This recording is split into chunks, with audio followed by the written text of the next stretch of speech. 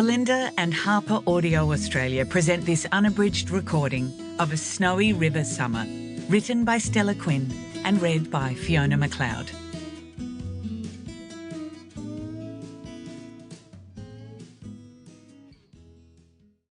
For my listeners, thank you for your support.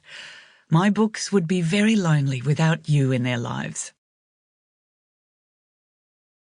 Chapter 1.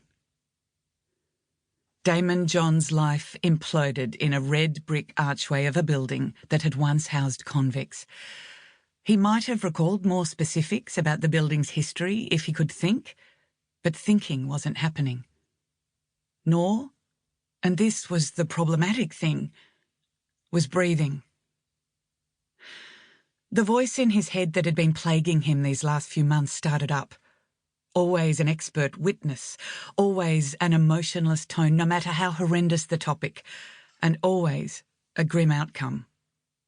Sometimes, like now, the expert was focused solely on Damon. When I conducted an autopsy of the man found collapsed in a brick archway within Sydney's historic Hyde Park barracks, I found evidence of asphyxia, including submucosal hemorrhagic petechiae and displacement of the... Damon pressed his forehead into the dull brick and willed the expert witness, who he'd nicknamed Dr. Gloom, to do him and the world a favour and piss right off. Rude, yes. Necessary, also yes. He felt dizzy, sick. His heart was pounding like it had grown legs and a tail and turned into a racehorse. His lungs were made of barnacles, and his hands, when he brought them up to rub his face, had developed a tremor that no one could ever see. He forced hot Sydney summer air into the pain pit where his lungs used to be, and then just as urgently forced it out. He had only a few minutes to pull himself together and sort out this new and unwelcome physical development. Dr. Gloom was annoying, but he'd been ignoring him, mostly, for months. Damon was blessed, or cursed, depending on the context, with a memory that refused to forget anything at all. So, having a running commentary in his head of the many, many grim cases he'd worked on hadn't seemed too nuts. But this new thing, this heart-racing, barnacle in the lungs thing, he could barely stand, let alone ignore it, which was kind of a major deal problem, on account of the fact that on the 11th floor of the blockish, beige concrete and glass high-rise behind him, a judge and jury and witnesses and court officials and correction services officers and spectators were right this very minute gathering for the verdict of a trial, and everyone was expecting to see Damon Johns stride on in there like he was confidence incarnate.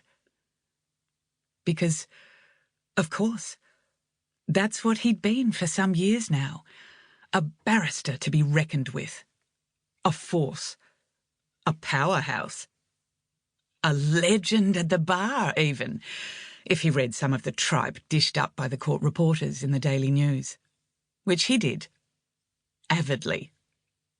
So what had changed? Why this case? Why now?